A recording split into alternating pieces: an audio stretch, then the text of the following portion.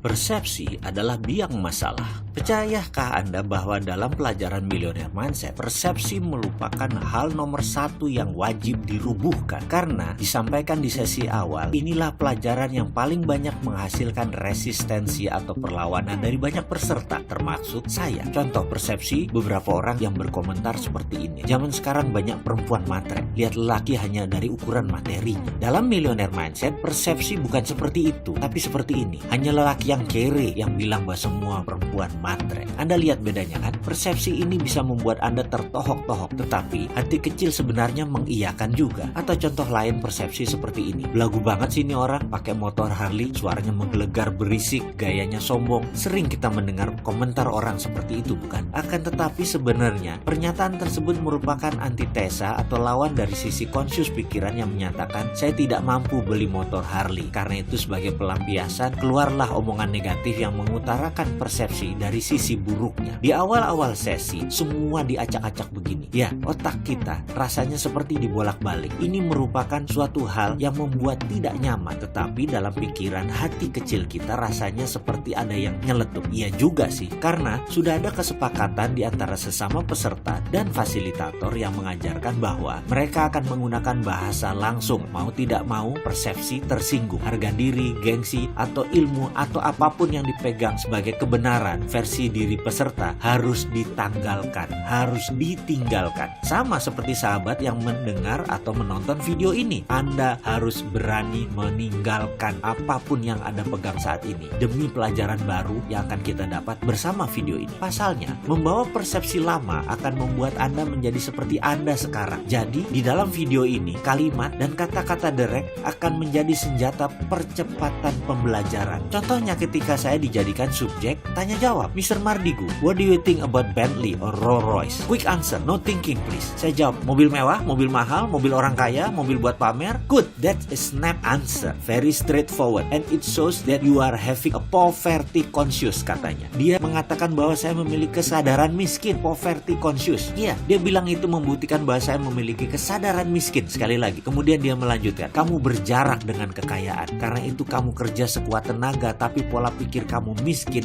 akan membawa kembali kamu ke dunia miskin. Saya terkejut dengan penjabarannya, tapi karena sejak awal sudah disepakati untuk tidak boleh tersinggung dan harus siap jika persepsi kita dirubuhkan, kata-kata tersebut pun rasanya nancep langsung ke akar pikiran bawah sadar saya. Bruce, how about you? Si fasilitator Geoff bertanya kepada peserta dari Filipina yang botak, skinhead. Dijawab cepat oleh Bruce, that's my car. Kontan seisi kelas tergelak. That's what you call prosperity conscious, tukas si Geoff. Ya, Geoff langsung berkata bahwa itu adalah kesadaran kemakmuran. Kalimat itu membawa saya melamun. Teringat kembali suatu masa ketika saya sedang berdialog dengan Ketut Mas Agung, anak ketiga dari keluarga Mas Agung, pendiri toko Gunung Agung, toko Wali Songo, pemilik Pullman Hotel, gedung Wisma Nusantara, dan banyak hotel lagi. Saya mengenal Ketut Mas Agung lebih dari 25 tahun. Bahkan sampai saat ini kami masih seminggu sekali bertemu dan masuk dalam WA group bersama. Suatu hari saya bertanya kepada sahabat saya ini, bro, bagaimana asal muasal keluarga Mas Agung membangun bisnis yang berkelimpahan hingga makmur seperti sekarang? Awalnya apa yang almarhum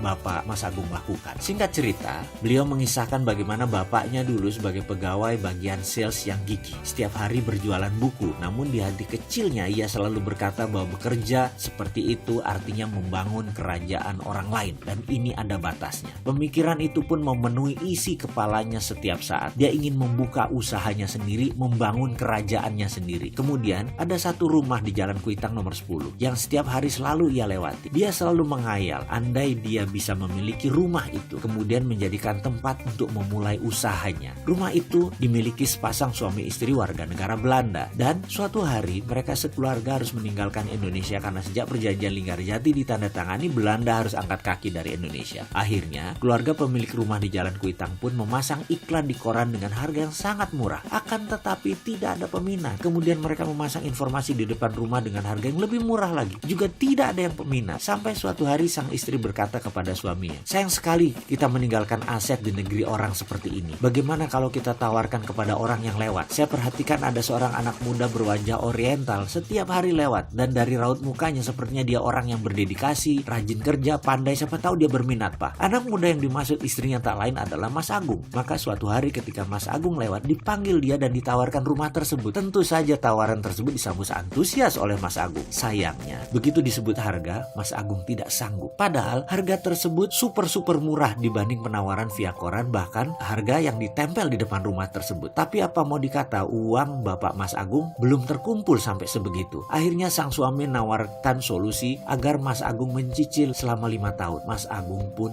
menyetujui. Dia berusaha keras bekerja, menyicil kewajibannya yang dikirim langsung ke Belanda. Dan benar, 5 tahun kemudian dia lunasi rumah tersebut. Sahabat saya, Ketut Mas Agung menyimpulkan, begini Mardigu, misalnya dulu bapak saya tidak pernah menyatakan berkali-kali bahwa dia akan punya bisnis sendiri. Misalnya dulu bapak tidak pernah membatin setiap lewat rumah tersebut bahwa dia ingin memulai bisnis dari sana. Ini rumah saya. Misalnya dulu dia tidak mengulang-ulang mantra dalam dirinya, ini rumah saya, ini kantor saya, ini kerajaan bisnis saya mulai dari sini. Pasti rumah itu dibeli orang lain, bukan ditawarkan kepada dia. Ketika dia berkata tidak mampu, pasti sepemilik rumah akan mencari pembeli yang mampu, bukan menawarkan solusi menyicil kepada dia. Ya, intinya adalah percaya sebelum terjadi, pasti akan terjadi. Dan hal ini rupanya diwariskan kepada ketiga anak-anaknya. Pada saat sesi tanya jawab dengan Geoff tentang persepsi prosperity conscious